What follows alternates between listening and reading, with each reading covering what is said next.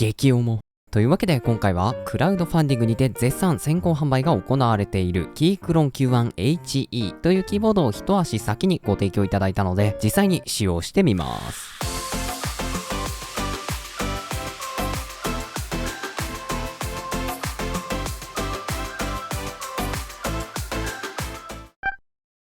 というわけで今回紹介するのはこちらキークロン Q1HE。 早速開封。内容物は本体、ケーブル、交換用キーキャップ、レシーバー用変換アダプター、キーを引き抜くやつ、ちっちゃいドライバー、各種説明書、それからかなり大事なレシーバー。それでは本体をじっくりと見ていきましょう。こちらは 75% サイズのキーボードになっていて、フルサイズという 100% キーボードから右端に存在している点キー部分と矢印キーが存在している部分をごっそりと削り取ったようなサイズをしています。キーボードの横幅がかなりコンパクトになっているので右手でマウスを振り回すスペースを存分に確保することができますね。また本体は重厚感マックスのアルミボディに包まれておりとんでもない重量があります。こうやって持ち上げて撮影するだけでもうっかり落としてしまわないか不安になるレベルでめちゃめちゃ重いです。ちなみに今皆さんにお見せしているこちらのキークロン Q1HE はブラックというモデルになっているんですが、カラーバリエーションとしてはブラック以外にもこちらのホワイトというモデルが存在しています。今回この動画で両方のカラーの実物をご紹介するためだけに同じキーボードを2つご提供いただきました。ものすごく贅沢。正直どっちのカラーもかなりいいんですよね。もちろん僕自身は白いビジュアルのキーボード大好き人間なのでホワイトモデルも大変惹かれるんですが、ブラックモデルもかなり痺れるビジュアルをしています。キーキャップの配色が白と黒にアクセントの赤という感じのモノトーン配色になっていてかなりスタイリッシュな雰囲気を演出してくれます。いつもだったら僕は白いキーボードを選びがちなんですけれども、こちらのキークロン Q1HE に関しては実物を見比べた時ブラックモデルの方を選んじゃうかもしれないなというくらいにすごく刺さっています。ちなみにこれはすごく細かいお話なんですが、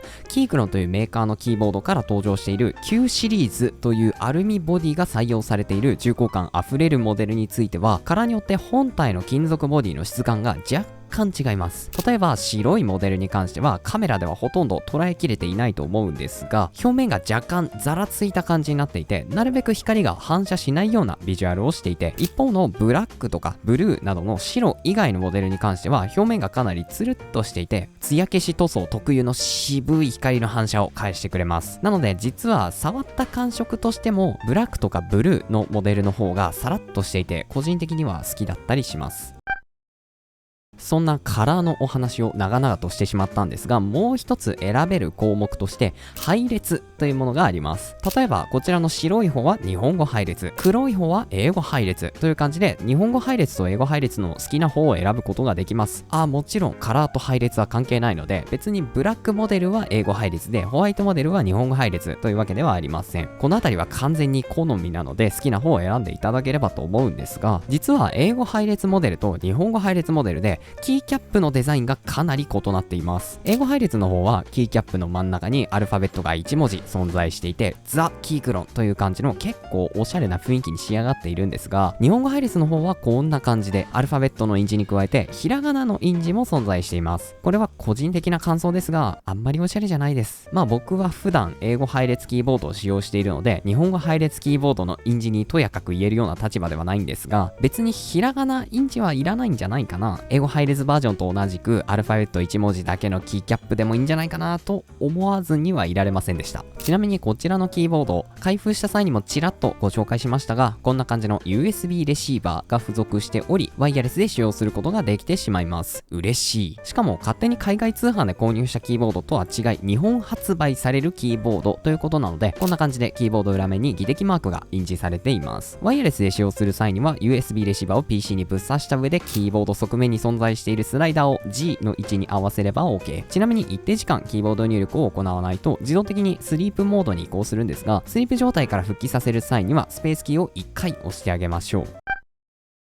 というわけでここまでこちらのキークロン Q1HE というキーボードをじっくりと眺めてきたわけなんですが、もしかしたら今この動画を見ている皆さんは一つ疑問に感じていることがあるかもしれません。どこがゲーミングキーボードなんですか？この動画のタイトルは特に変更がなければ今最も打鍵感がいいゲーミングキーボードはこれです、いやマジでというものになっていると思うんですが、ここまでの動画で1ミリもゲーミング要素が登場していないわけです。それこそ今画面の前にいるキーボードのズブズブ人間の皆さんであればキークロンのキーボードと言われたら、打鍵感とビジュアルに定評のあるキーボードでゲーミング要素なんて全くないじゃないかと思うかもしれません。ただここで皆さんに一つ衝撃的な事実をお伝えしなければいけません。実はこちらのキークロン Q1HE メカニカルキーボードではありません。メカニカルキーボードというのはメカニカルスイッチが搭載されているキーボードのことなので、要するにこちらのキーボードにはメカニカルスイッチというものが搭載されていないんです。では何が搭載されているのかというと、これが直式キースイッチと呼ばれるスイッチなのです。そしてこの直式キースイッチというものこそ、こちらのキークロン Q1HE をゲーミングキーボードたらしめている最重要ポイントなのです。さて、こちらの直式キースイッチと呼ばれるもの、一体何なのかというと、僕にもよくわかりません。いやいや、いくら僕が日夜キーボードのことばかりを考えて過ごし、キーボードに関する動画ばかり投稿しているキーボードのズブズブ人間であるとはいえ、その実態はただの文系キモオタクです。一体このキースイッチの中で何が起こっているのかは全くわかりません。ただ一つ、僕にもわかることがあるとすれば、直式キースイッチには、いわゆるメカニカルスイッチのようなオンオフをする物理的な接点が存在していないということです。つまり、どこまで押し込んだら反応するのか、どれくらいキーを戻したら反応しなくなるのか、といった項目をソフトウェアを使って自由に設定することができるんです。例えば、アクチュエーションポイント。アクチュエーションポイントというのは、キーをどのくらい深くまで押し込んだ時にキーが入力されるのかという数値です。例えば、アクチュエーションポイントが 2.0mm のスイッチであれば、キーを 2.0mm 押し込めばキーが入力されるし、アクチュエーションポイントが 1.2mm のスイッチであれば、キーを 1.2mm 押し込めばキーが入力されることになります。そして当然、メカニカルスイッチの場合には、このアクチュエーションポイントと呼ばれる箇所に物理的な接点が存在しているため、この深さを変えることはできません。しかし、直式キースイッチであれば、そんな物理的な接点が存在していないので、このアクチュエーションポイントというものを自分好みの位置に設定することができてしまうのです。ちなみにこちらのキークロン Q1HE であれば、キークロンランチャーというブラウザ上で動作するソフトウェアを使って設定することができ、0.2mm から 3.8mm までの範囲で自由な位置にアクチュエーションポイントを設定することができます。PC ゲームにおいては自分の動作が対戦相手よりも速ければそれだけで有利になりますから、キーの入力速度をより速くすることができるという部分には大きな価値があるわけですね。そしてもう一つ、物理的な接点が存在していない直式キースイッチを最大限に活かした機能がラピッドトリガー。最近のゲーミングデバイス界隈ではもはや常識のような感じで、ラピッドトリガーと呼ばれる機能が搭載されているキーボードが存在していたりします。ものすごく簡単に説明するのなら、キーを戻し始めた瞬間にオフになる機能という感じです。先ほどもお話ししたかもしれませんが、キーボードのスイッチにはアクチュエーションポイントというキーをどこまで押し込めば入力されるのかという部分があるわけで、このポイントよりも深くキーを押し込むことができれば A とか B といったキーが PC 上に反映されるわけです。それと同様にキーを入力していない状態、オフに戻すためには、このアクチュエーションポイントよりも高い位置までキーを戻す必要があるわけです。つまり従来のアクチュエーションポイントによる入力であれば、例えば 1.0mm だったところを 0.1mm に変更すれば、それだけ浅い位置で反応するようになるので、キーの入力を早くすることができたんですね。しかしながら当然、キーをオフにするためには、この 0.1mm という高さにまでキーを戻す必要が出てくるので、キーを入力しないという状態に戻すためには、アクチュエーションポイントが 1.0mm だった時よりも時間がかかってしまうわけです。そんなオンとオフのジレンマみたいな状態に陥ってしまったキーボード界にある種の革命みたいなものをもたらしたのがこのラピッドトリガーという機能。早い話、キーを入力するオンにする速度とキーを入力しないオフにする速度の両方の速さを両立することができるようになったんです。こんな感じで製品紹介ページにも分かりやすくイメージが載っているんですが、直式キースイッチの場合、物理的な接点が存在しないため、キーを押し込む動作、下向きの移動を検知したらオン、キーを戻す動作、上向きの移動を検知したらオフという感じで入力を行うことができるようになるので、シンプルな話、押す時も離す時も爆速で操作が行えるようになるということなんですね。僕自身これまでラピッドトリガーと呼ばれる機能が搭載されているキーボードを使用したことはなかったんですが、実際に使用してみると体感できるレベルでキビキビとキレのある動作を行える感覚を得られました。特に FPS などの対人戦でかつ素早いキー入力が求められるゲゲームであれば、より一層の効力を発揮してくれることを受け合いです。ただ、正直な話をすれば、同じ FPS であったとしても、ラピッドトリガーが搭載されていることによって、有利になるゲームと、そうでもないゲームというものは存在しています。具体的に言えば、バロラントというゲーム。ちなみに僕がこのゲームをプレイしていたのは、もはや4年前なので、あまりにも太古の記憶を頼りにお話しすることになるんですが、このゲームの場合、ストッピングという概念が存在していて、一切移動をしていない直立不動の状態であれば、弾はまっすぐ飛んでいくんですが、少しでも移動している状態で発射してしまうと、ありえない方向に弾が向かっていき、一切標的に命中させることができません。なので、目標を見つけた際には、どれだけ早く移動キーから手を離して銃を発射することができるかというのが勝敗に直結してくるわけです。そんなゲームであれば、移動キーを入力していたとしても、最速でキーをオフにできるラピッドトリガーという機能は革命的な力を発揮してくれるわけです。しかしながら、例えば Apex Legends というゲーム、僕が惰性で4年間やり続けている FPS ゲームがあるんですが、こちらのゲームにおいてはストッピングという概念はなくて、移動キーを入力していようが直立している状態であろうが、弾はまっすぐ飛んでいきます。なので確かにラピッドトリガーを使用することによって、よりキビキビした気持ちの良いキャラコンみたいなものは行うことができるかもしれませんが、勝敗に直結するほどのインパクトが存在しているかどうかと言われると、そこまでではないかなという気がしました。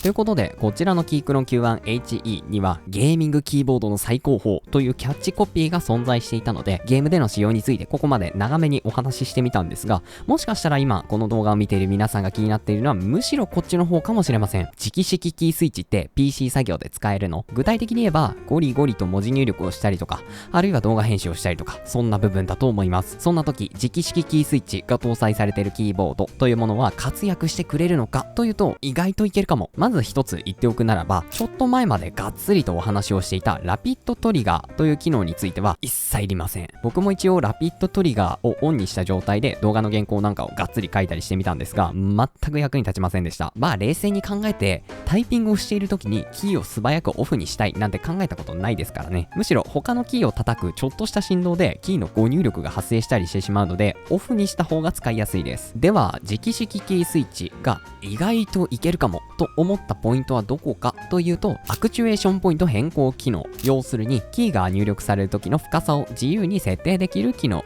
これが意外と文字入力をする際にも快適さをプラスしてくれるかなという気がしました。とりあえず僕が文字入力をしている際のアクチュエーションポイント設定を見ていただきたいんですが、こんな感じで全てのキーをマックスまで深くして使用しています。つまりキーボードに存在している全てのキーが底打ちするまで反応しないという状態になっているわけです。これが意外と従来のメカニカルスイッチでは実現できないもので、かつ案外快適なんですよね。というのも文字入力をしている際、もちろん狙ったキーをピンポイントで押すことができるのであれば問題は発生しないんですが、例えば I を入力しようとして隣の O も一緒に触っちゃったみたいなことって結構よくあるじゃないですか。そういう時にアクチュエーションポイントが浅めのキーボードだと、ちょっと隣のキーを触っちゃっただけで余分なキーまで入力されてしまって、ちょっとイライラみたいな場面が頻発してしまうんですが、こんな感じでアクチュエーションポイントを極限まで深く仕上げることによって、底打ちしたキー以外は全く入力されなくなるので、ちょっと隣のキーに指が触れちゃった程度では全くミスタイピングが発生しなくなるので、バックスペースキーの出番がかなり少なくなります。これが意外と快適なんですよ。アクチュエーションポイント深くするのなんか抵抗あるんだよなと思った方もいるかもしれませんが、よくよく考えてみれば、文字入力をするときって絶対キーをそこまで押し切っているので、アクチュエーションポイントを深くしたからといって文字が思い通りに入力できなくなることはまずありません。しかも文字入力をしている場面でのキーの反応速度なんて全くわからないですからね。これは毎日文字入力をがっつりとしているという方にはぜひ試してみてほしいなーなんて思いました。ちなみにこちらのキークロン Q1HE にはキーストロークの深さに応じて複数の操作を行うことができるみたいな機能が搭載されているんですが、正直使い方がわからない。一応ソフトウェア上ではこんな画面が展開されていて、 1.5mm 押した時、底打ちした時、押し戻した時、 1.0mm まで押し戻した時という4段階でキーを登録しておくことができるんですが、基本的には 1.5mm を通過した段階でここに割り当てられているキーが発動。そしてそのままそ底打ちすると次に 3.2mm に割り当てているキーが発動という感じで、普通に文字入力をする感じで1ストローク入力すると、それだけで割り当てている4つのキーが発動されることになります。例えばこんな感じで 1.5mm に F、3.2mm に Shift プラス F を割り当てると、こんな感じの入力が行われるわけです。なので基本底打ちをして入力することになる PC 作業の場面ではまず使わない機能のように感じました。一応製品ページには浅く押して C、深く押してコントロールプラス C と書いてあるんですが、この設定を実現すると C キーを入力するたびにコピーが発動するという結構やばい感じになりますね。ここでソフトウェアを使って設定できる機能というのをサクッとご紹介しておきましょう。まずは先にも触れたアクチュエーションポイントとラピッドトリガー、あとはキーにコントローラーの機能を割り当てて使用することもできるらしいです。それからおなじみキーマッピング、全4レイヤー構成で自分だけの最強のキー配列を作り出すことができます。あとはライティング、ここは独立したページがあるのが結構嬉しいですね。そしてマクロ、いくつかのキーの組み合わせを登録して一つのキーで複数入力が行えるようになる機能ですね。僕なんかはコントロールプラス Eみたいなショートカットキーをキーボードに割り当てるために使っています。そんな感じで一応ゲーミングキーボードという触れ込みではありつつも、これまでのキークロの9シリーズに全く引きを取らない最強の作業用キーボードみたいな感じでもゴリゴリと使っていくことができそうです。それでは最後にこちらのキーボードの打鍵感についてお話ししていきましょう。ということでまずはこちらのキーボードの打鍵を皆さんにお聞きいただきましょう。